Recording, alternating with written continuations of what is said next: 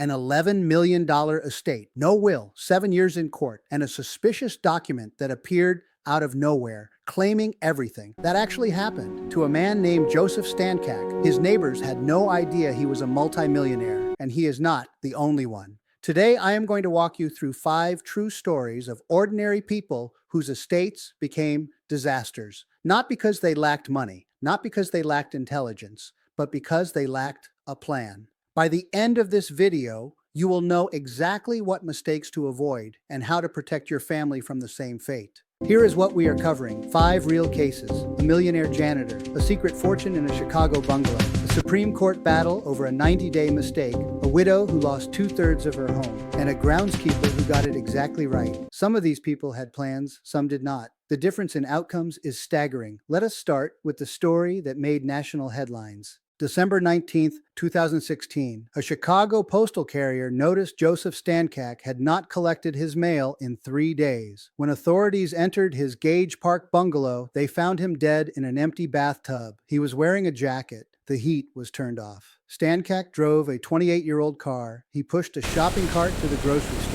No one knew anything about him. He had never married, had no children, left no will. When the state of Illinois traced his financial accounts, they found $11 million, the largest unclaimed estate in American history. Attorneys spent years tracing his family tree back 5 generations. They found 119 distant cousins scattered across Poland, Slovakia, Germany, Canada, and the United States. Most had never heard of him. Then, 7 years after his death, a suspicious will surfaced. A New York daycare company claimed everything. The case remains contested today. A simple will would have taken an afternoon. Instead, his fortune became a legal battleground for strangers. Now here is a different outcome.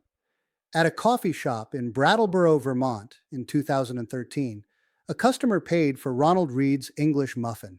The elderly man in the worn flannel shirt clearly could not afford it himself, or so they thought. Ronald Reed was a gas station attendant for 25 years, then a janitor at JCPenney for 17 more. He drove a used Toyota Yaris. His coat was held together with safety pins. His lawyer remembered that Reed would park in the far lot to avoid feeding the parking meter, even after she knew he was a millionaire. When Reed died at 92 in 2014, his estate revealed $8 million in stocks, stuffed in a safe deposit box. He had taught himself to invest by reading the Wall Street Journal every morning, but here is the key. He left $4.8 million to the local hospital, $1.2 million to the library, the largest gifts either institution had ever received. His own stepson had no idea about the money, but the town Ronald Reed loved, they knew exactly where he wanted it to go, because he wrote it there. Quick break. Get a free estate planning checklist. It walks you through what documents you actually need, what decisions to make first, and where families commonly get tripped up. No cost, no commitment, just clarity. The link is in the description and the pinned comment. Download it now and keep watching. April 1994. David Aloff finalized his divorce in Washington state. 2 months later, he died in a car crash. He never changed a single beneficiary form. His life insurance and pension through Boeing still named his ex-wife as the beneficiary. Washington state law was supposed to fix this automatically. The law says divorce revokes an ex-spouse's beneficiary status. His children from his first marriage sued to recover the money, $46,000 in life insurance plus the pension. The case went all the way to the U.S. Supreme Court. The children lost. Federal ERISA law trumped state law. The ex-wife, who had already received her share in the divorce settlement, got the insurance and pension anyway. His children were left with nothing but legal bills. A single form change, 5 minutes of paperwork, would have prevented the entire disaster. Sarah and Tom had been married for decades in California. They talked about estate planning constantly. The conversation always ended the same way. "We will do it next year." The house was in Tom's name, his separate property from before the marriage. He was estranged from his children from a previous relationship, had not spoken to them in years. When Tom died suddenly with nothing formalized, California intestate succession law dictated exactly what would happen. 1/3 to Sarah, 2/3 to his estranged children. The home Sarah had lived in for years was now partly owned by people her husband had not spoken to in over a decade. Strangers, essentially, deciding the fate of her home. A simple will would have kept her whole. Instead, next year became never. Let me end with Jeffrey Holt. In 2023, neighbors in Hinsdale, New Hampshire, saw mail piling up outside his trailer. They did not expect to discover a multimillionaire. Holt worked as a groundskeeper at a mobile home park. He drove a lawnmower around town because he had given up his car. His trailer had no TV, no computer, and a bed whose legs had gone through the floor. He had dyslexia, felt like a disappointment to his professor father. Neighbors saw him reading newspapers by the roadside in threadbare clothes. When Holt died at 82, the town of 4,200 people learned he had quietly accumulated $3.8 million.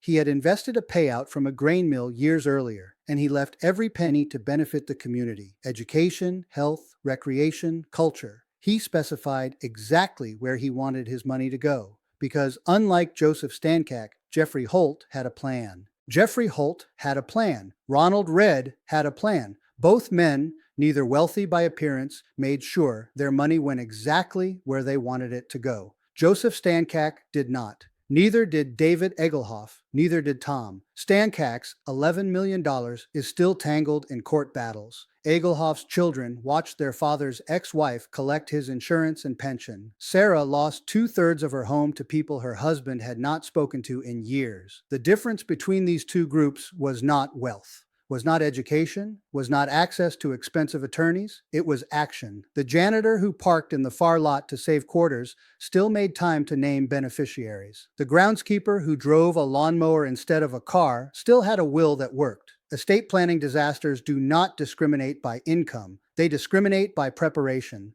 Most families do not put off planning because they do not care. They put it off because the process feels overwhelming. Where do you even start?